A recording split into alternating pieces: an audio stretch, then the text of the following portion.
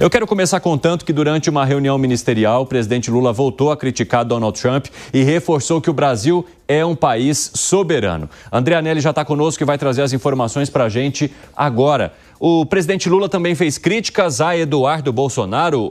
André Anelli, bem-vindo. Sim, Evandro, muito boa tarde a você, boa tarde a todos aqui no 3 em 1 da Jovem Pan. Essa reunião ministerial, que foi a segunda do ano aqui no Palácio do Planalto, reuniu todos os 38 membros do primeiro escalão do governo federal, durou cerca de 3 horas, começando às 10 da manhã, terminando pouco depois da 1 da tarde, e foi nessa ocasião, então, que o presidente Lula fez diversas críticas ao presidente americano Donald Trump no âmbito do tarifaço imposto pelos Estados Unidos. Primeiro, o presidente Lula voltou a garantir que a soberania do país não está em negociação, se referindo novamente às demandas dos americanos de que haja interferências aqui no Brasil no julgamento do ex-presidente Jair Bolsonaro, que é interpretado pelo presidente Donald Trump como uma caça às bruxas, algo que o governo brasileiro nega e ainda nega qualquer tipo de interferência, e também pelo fato de regulação das redes sociais, que é algo defendido pelo governo federal aqui internamente e que tem resistências lá nos Estados Unidos. Então, por conta dessas exigências para acabar com o tarifaço dos produtos que são exportados aqui do Brasil para os Estados Unidos, o presidente Lula fez novas críticas nesse sentido, dizendo que Donald Trump se comporta como o imperador do mundo, uma espécie de líder mundial, e que nem por isso, então, poderia aplicar qualquer tipo de interferência aqui no Brasil, qualquer tipo de sanção a autoridades brasileiras. E o presidente Lula afirmou que se o Brasil gostasse de imperador, teria continuado com esse regime político. Nós aceitamos relações cordiais com o mundo inteiro, mas não aceitamos desaforo e ofensas, petulância de ninguém. Se a gente gostasse de imperador, a gente não tinha acabado, sabe, com o império. Se a gente gostasse de imperador, o Brasil ainda seria monarquia. A gente não quer mais. A gente quer, sabe, esse país democrático, soberano, republicano, que é o que nós aprendemos a construir. E nessa mesma ocasião, o presidente Lula também voltou a fazer críticas à família Bolsonaro, especificamente a Eduardo Bolsonaro, o deputado federal licenciado, que nesse momento continua morando nos Estados Unidos e que tem, de acordo com ele próprio, atuado favoravelmente às sanções que são aplicadas aqui ao Brasil. O presidente Lula classificou a atitude de Eduardo Bolsonaro e também da família Bolsonaro por estar bancando a permanência de Eduardo nos Estados Unidos como traidores da pátria, porque estariam atuando em benefício dos interesses americanos e em detrimento dos interesses aqui do Brasil. Portanto, novas críticas foram feitas à família Bolsonaro pelo presidente Lula. O que está acontecendo hoje no Brasil, com a família do ex-presidente e com o comportamento do filho dele nos Estados Unidos, é possivelmente uma das maiores traições que uma pátria sofre de filhos seus. Não existe nada que possa ser mais grave do que uma família inteira ter um filho custeado pela família, um cidadão que já deveria ter sido expulso da Câmara dos Deputados, insuflando com mentiras e com hipocrisias um outro Estado contra o Estado Nacional do Brasil. Eu não conheço na história desse país algum momento em que um traidor da pátria teve a disfarçatez de mudar para o país em que ele está adotando como pátria, ele está adotando os Estados Unidos como pátria, negando a sua pátria e tentando insuflar o ódio de alguns governantes americanos contra o povo brasileiro.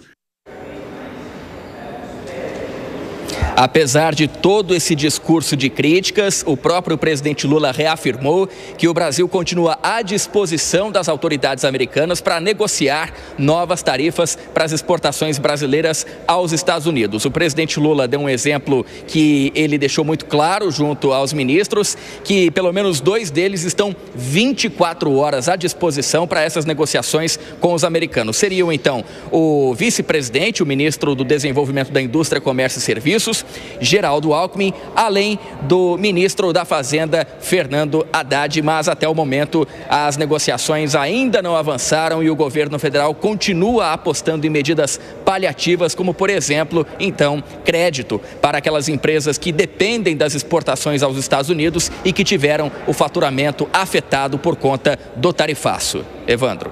Obrigado pelas informações, André Anelli. A gente vai se falando ao longo do nosso 3 em 1. Alan Gani, o presidente da República diz que o Brasil está tentando uma negociação por todos os canais e usando todas as pessoas que hoje estão no primeiro ou não no primeiro escalão do governo para tentar solucionar a situação na base da conversa, na base do bate-papo. Mas que o Brasil topa sentar à mesa desde que ele fale de igual para igual com o presidente Donald Trump e não de maneira subalterna. Como é que você avalia essa estratégia e a maneira como o governo se posiciona mais uma vez diante dessa situação? Olha só, é claro que o Brasil não tem que ter nenhum tipo de submissão aos Estados Unidos, um diálogo aberto entre as nações é muito bem-vindo. Agora, por exemplo, as declarações que a gente viu do presidente do Brasil não contribuem em nada. Ele está falando para o seu eleitor, ele está jogando para a torcida, mas isso aumenta a temperatura. O que a gente ganha com isso nessa negociação com os Estados Unidos? Nem o Xi Jinping fala assim com os Estados Unidos, e esse sim tem muito poder, nem o Putin, que também tem muito poder, fala dessa maneira com o presidente Trump. Portanto, é mais proveitoso fazer um discurso pragmático, um discurso mais racional e mais sereno. Nada contribui em aumentar a temperatura. Agora, Zé Maria Trindade, o presidente da República cita essa situação envolvendo os Estados Unidos e diz que um dos grandes responsáveis seria o deputado Eduardo Bolsonaro, falando que ele nunca viu na história do Brasil um traidor da pátria tão grande quanto Eduardo Bolsonaro, que, além de trabalhar contra o Brasil, ainda se muda para o país do qual ele quer fazer parte e não atuando para a soberania daquele do qual ele saiu, o Brasil. Como é que você avalia essa fala do presidente da República que mantém esse embate com a família Bolsonaro? Pois é, e cadê o conteúdo desta super reunião ministerial com 38 integrantes? É o momento em que esses integrantes do primeiro escalão puderam ver cara a cara o presidente da República. E o presidente Lula sabe o nome de todos eles e os nomes dos ministérios. O presidente se reúne ali com setores, com o Ministério do Setor de Economia, né, Fazenda e Planejamento, com o setor de saúde e pronto. O ministro Rui Costa, chefe da Casa Civil, é que coordena o que é considerado o segundo escalão, mas é o primeiro escalão do governo. Se era para dar essa mensagem, o presidente poderia dar uma entrevista ou então convocar uma rede nacional de rádio e televisão. Ele tem esta competência. Mas não, foi preciso reunir a todos e mostrar, vamos unificar o nosso discurso. E aí tem os discursos. O primeiro é a palavra-chave, soberania. O presidente Lula agarrou essa palavra e está indo até o fim sob estratégia de marketing. Por outro lado, cadê o vermelho? Cadê o boné vermelho? Trocou de cor. Agora tem até a bandeirinha do Brasil no boné azul. Não tem nem gravata vermelha mais ali. Então, assim, esta é uma estratégia eleitoral, é uma estratégia de campanha. É claro que se fosse um presidente poderoso, não falaria assim com o presidente dos Estados Unidos. Mas sabe aquela história ali de que o mais fraco pode, às vezes, até agredir verbalmente o mais forte, porque o mais forte fala, não vou mexer com isso? É isso que ele está contando. Para outros, o deputado Eduardo Bolsonaro pode ser um herói que está se prejudicando, se imolando em nome de projetos como liberdade, como o futuro do país. É a subjetividade da política, né? Mas, enfim, é uma estratégia de marketing. Exatamente, Zé Maria Trindade. E é muito interessante. Bruno Musa, seja muito bem-vindo, boa tarde para você. Já te passo a palavra aí, meu amigo. Mas, Piperno, é interessante perceber o quanto tem sido difícil romper essas bolhas. O Alangani aponta muito bem. O discurso do presidente Lula é um discurso para os seus. Mas será que esse discurso consegue atingir aqueles que hoje veem de maneira um pouco crítica a atuação de Eduardo Bolsonaro lá fora, mas que não necessariamente concorde com tudo o que este governo está fazendo ou dizendo sobre essa atuação? Como é que você avalia essas palavras do presidente da República, não só em relação a Eduardo Bolsonaro, mas também em relação a Donald Trump, a dizer que o Brasil não tem um imperador, que seria Donald Trump, e se tivesse um imperador ainda seria a monarquia? Veja, é muito importante sim o presidente reforçar as diferenças dele em relação aos outros grupos que são, digamos, atores importantes nesse contencioso. Primeiro, diferente do que acontece com a China, com a União Europeia, com vários outros países que também foram tarifados, o Brasil é um país atacado. O governo do Brasil é atacado, as instituições também. Hoje, por exemplo, o presidente Lula comunicou nessa reunião que mais um ministro do seu governo teve o visto lá para os Estados Unidos cassado, o ministro Lewandowski. Por quê? Qual é a razão? Então, é óbvio que o governo brasileiro está sob ataque, sim. Não é simplesmente uma briga retórica, uma batalha retórica, um fala daqui, outro responde lá. Não, os Estados Unidos estão tomando medidas objetivas contra importantes personagens do Brasil, do governo, do STF e contra a economia brasileira. E veja, eu já disse aqui, há um movimento das Big Techs que preparam questionamentos na justiça americana contra o PIX. Então, é importante, sim, agora o presidente salientar, olha, nós estamos sob um ataque, né, um ataque impiedoso, um ataque da maior potência do mundo, mas nós não provocamos esse ataque. Né? Mas o fato é que, por exemplo, amanhã depois, eles podem tentar algo contra o PIX. E aí? Vão enquadrar todos os bancos do Brasil na Lei Magnitsky também?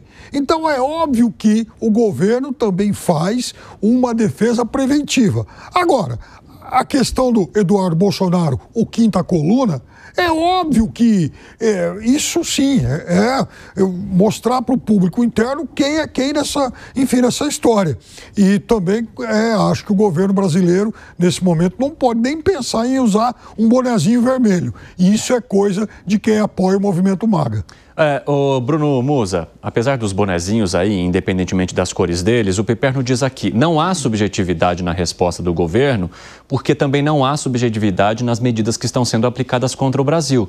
Elas são reais e a resposta do governo precisa estar à altura. Você concorda? Olha, bom, primeiro, boa tarde. Vamos lá. Eu acho que resposta à altura, a gente tem que entender o posicionamento do Brasil. Fica muito claro, como eu sempre mencionei aqui, que nós somos a ponta mais fraca. Não adianta mencionar, a economia do Brasil é mais fraca, a produtividade é 1/5, 20% da produtividade americana, o PIB per capita, então, nem se fala, quase 10% do PIB per capita dos Estados Unidos, a abertura comercial é simplesmente antagônica, a capacidade de produção é totalmente diferente, a flexibilidade da economia americana supera e muito a economia brasileira. Portanto, se você quiser tratar em pé de igualdade, temos que entender que as consequências também são muito mais fortes e nós não temos a resiliência que os Estados Unidos teria se o Brasil atacasse na mesma medida. Nós vimos esses dias que viralizou também um post a respeito das principais empresas de tecnologia americana e qual o percentual da receita que essas empresas têm no Brasil.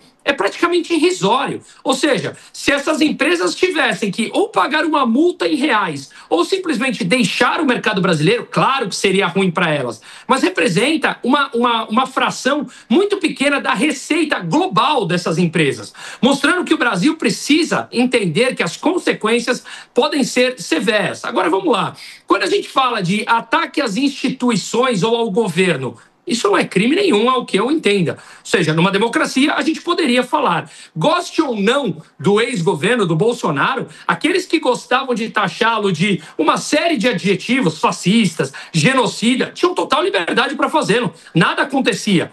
eu não posso criticar com veemência o governo atual. Portanto, qualquer atividade de criticar com respeito, com ideias, as instituições, ela deve ser legítimas numa democracia, até mesmo para o aprimoramento dessa democracia, para ela funcionar com os seus plenos poderes, com todos os pilares que sustentam uma eventual democracia. Agora, um ataque do governo americano contra pessoas ou com a economia brasileira, como foi colocado, se aqueles que defendem a tal da soberania devem defender também que a soberania americana é eles imporem a regra deles lá no país deles. Se essas empresas quiserem sofrer as consequências aqui ou deixar de atuar no Brasil, a gente tem que entender que essa regra foi colocada lá. Portanto, estamos dispostos a, eventualmente, vermos empresas importantes que nós usamos aqui no nosso dia a dia, com celular, com meios de pagamentos, com, enfim, tudo que a gente sabe, com empresas de nuvens, que são todas americanas. Estamos dispostos a voltarmos a não sei quantos anos para termos uma economia completamente esvaziada sob o ponto de vista tecnológico, porque as empresas não querem sofrer as sanções lá nos Estados Unidos em dólares, por isso abrem mão eventualmente de uma receita aqui em reais que representa um percentual pequeno da sua receita global. Agora, quando nós falamos desse ataque, por que então que a gente não expande um debate sobre subsídios que outros países também praticam? Controles da moeda, que China desvalorizou sua moeda em 1994 e a mantém desvalorizada para que eles possam se tornar competitivos na exportação de seus produtos. Tudo isso a gente não fala, tudo isso não é ataque à soberania e um ataque à economia brasileira. Ou seja, nós temos que socializar o prejuízo com pagadores de impostos para conseguir suprir o que outros países se subsidiam, controlam as suas moedas, mas aí as políticas de esquerda são bonitas de serem defendidas. Isso não é um ataque à economia brasileira quando um país desvaloriza a sua própria moeda para se tornar competitivo? Ou seja, vamos ampliar o debate e aprofundar muito mais, porque pegar na ponta do iceberg fica muito raso o debate, né? O que foi, Piperno? Rapidamente, arremate. Eu não sei quais são, que políticas de esquerda são essas, Bruno. Honestamente, eu não sei. O que a gente está falando é exatamente de um governo da maior democracia, da maior economia do mundo, que agora atua contra a liberdade de mercado, né? Contra o livre mercado. Então, existe uma coisa que eu sempre chamei aqui de um liberal brasileiro. O liberal brasileiro, ele atua conforme a conveniência. Agora, nesse momento, é muito difícil dizer que, por exemplo, o presidente americano é mais a favor da abertura de mercados do que o do Brasil. Eu concordo, Piperno, com isso. Não foi um ataque a você, não. Me desculpe se pareceu, não é isso. Mas eu concordo amplamente que o Trump tem sido protecionista e eu bato nisso. Eu não concordo com esse tipo de fechamento de mercado. As políticas de esquerda que eu mencionei são políticas defendidas por vários governos, majoritariamente de esquerda, de subsídios à produção, da política nacional, da substituição à importação, de controle de capitais, de manutenção de uma taxa de juros desvalorizada para ser competitivo. Ou seja, um governo que interfere na economia. Quanto maior a interferência, nós vemos polos, seja muito mais à esquerda ou alguns à direita, que também interferem e eu amplamente critico. Eu, como eu sempre falo, eu sou a favor da total economia aberta de mercado como um todo. Então, não foi especificamente a isso não, tá, Piperno? Foi um ponto, digamos, global que eu defendi nessa minha introdução aqui.